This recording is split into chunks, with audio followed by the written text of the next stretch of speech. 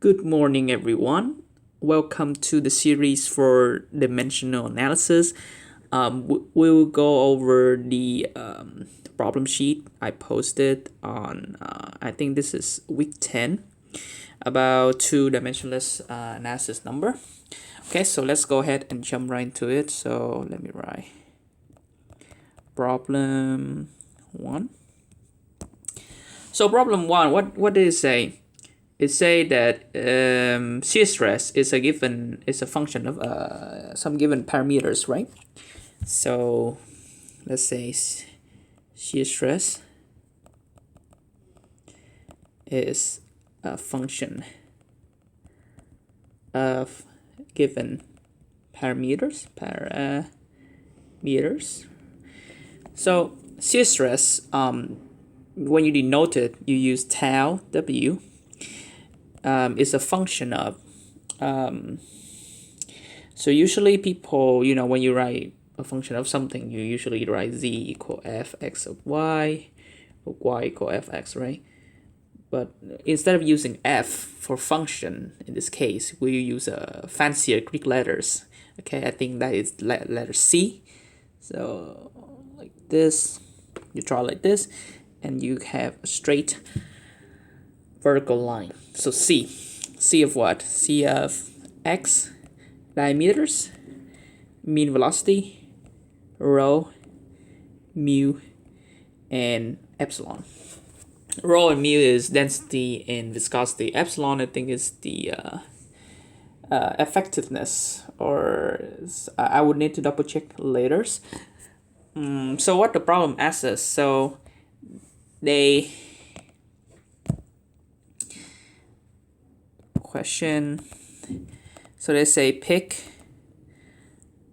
mu u d as primary quantity. I'll explain what primary quantities mean later. Show that they satisfy the criterion of recovery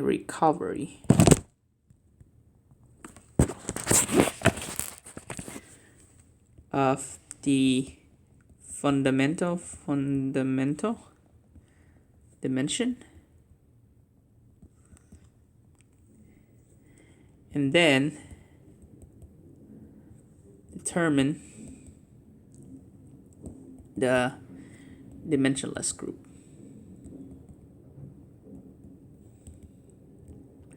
So we have two things we need to do. First, we have to show that rho ud satisfy the criterion for recovery. Secondly, we need to determine on the dimensionless group. Okay, so before we get to do these problems, let me go ahead and introduce you a term. So we have a term called fundamental dimension. Okay, so what is fundamental dimension we have in this case? Fundamental dimension is the dimensions, when you is made of everything. Any formula, any terms is always made up of these. You hear these three a lot when you watch physics movie, or you listen to NASA speech. This thing is wow beyond space and time, for example. So we have three fundamental dimension. First is time. T stands for time.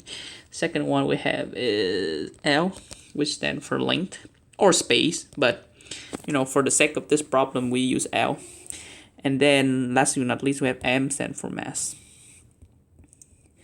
Okay, so let's go ahead and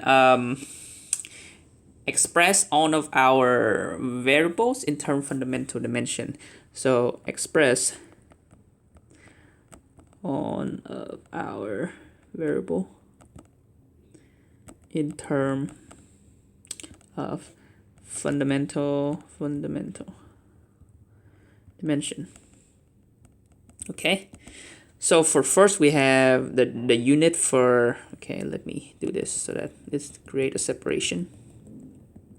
Okay, so first we have the unit for shear stress is the same, is equal to the unit of force divided by the unit of area, right?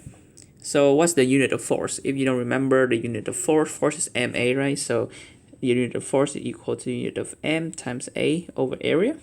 The unit for m is mass. The unit for a, which is acceleration, is length over time square.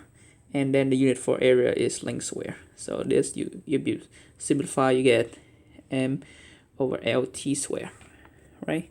So similarly, you have x is L. The unit for diameter is d, is L. The unit for mean velocity is length over time. The unit for viscosity is mass over length times. Again, T is time, not temperature. Okay, just be careful. I was confused before, so just want to let you all know. And then the unit for effectiveness is length.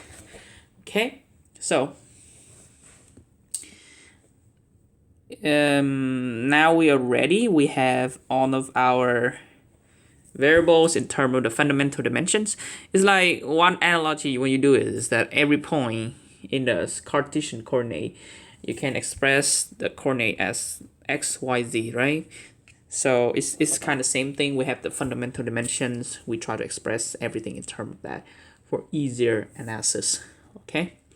Now, in the next part, I will show you guys that rho. Let me write that. I will show that mu d not u. Okay, just want to make sure. So correct that. So this should be mean velocity. M stand for mean velocity. So show that mu d satisfy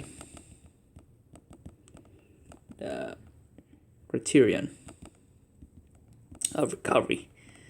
Okay, so in the next video, I will show you guys why this is true, why it's satisfied. On the exam, usually the professor will provide you with the primary quantities already. In this case, I will just show you guys why. It will be a long video. If you don't have time, feel free to skip the next video. I will mention it again and go to the video where we actually find the dimensionless number. I appreciate your attention, and I will see you in the next video.